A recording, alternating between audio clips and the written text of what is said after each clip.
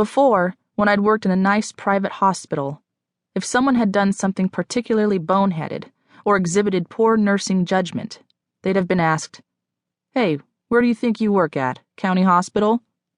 Or, "Looks like you did a county job to me." But what if no one called 911 the next time around? Or Jake ignored a septic sore? Working at county seemed preferable to watching him die, knowing I could have done something to prevent it. I didn't understand what I was signing away exactly, only that they promised to keep him straight. And unlike all the rehab programs my mom had scrounged to send him to, it worked. So now I really was at county. Only worse.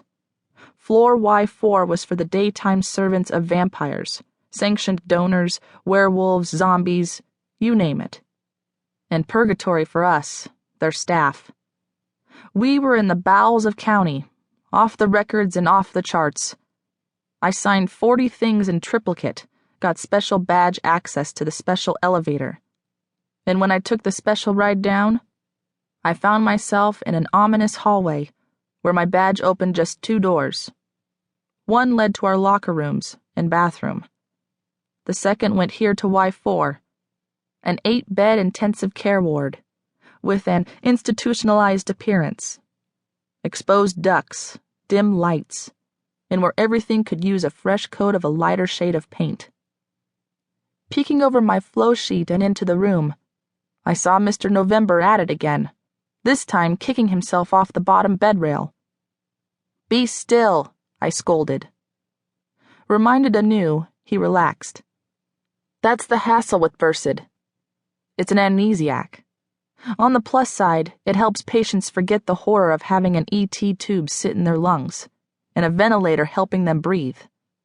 On the downside, it means that every time you warn them that they have tubes in that they should not pull on, that warning has a half-life of about 30 seconds before they forget and try pulling again.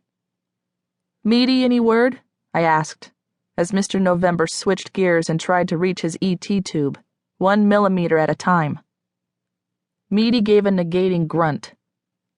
While Meaty was likely not Meaty's actual name, he or she was Y4's charge nurse, which meant that they were the resident expert on all nursing-related chores, the general patient coordinator, and our physician liaison.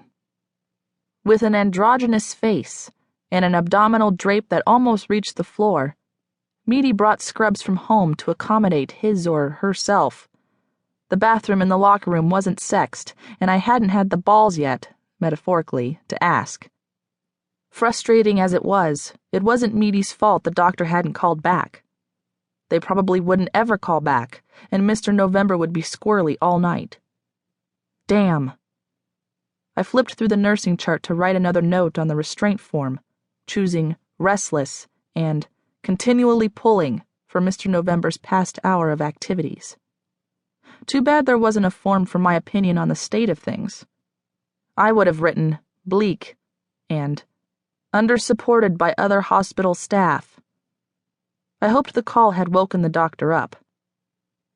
Even though he'd been here for a few days, Mr. November's chart was mostly empty, except for his talk screen. The emergency department here surreptitiously checks people for various conditions, such as porphyric hemophilia, likely vampire exposed, leprosy, likely zombies, rabies, likely were, and sisters of junkies who were suckers, me. Everything else, all of our plans, treatments, and patient response, was unofficial. But surely some actual records were kept somewhere, if only for accounting's sake. The drugs we used alone must cost a fortune, and even if my fellow nurses were getting paid just as poorly as I was, someone was footing our bill. The only thing in other charts that gave me any clues was the patient information page, saying patients belonged to a health insurance group I'd never heard of before, the Consortium. But not Mr. November. We didn't even have his real name, hence being named for the month. He'd been found outside, dehydrated, with a kicking case of pneumonia, too run down to move.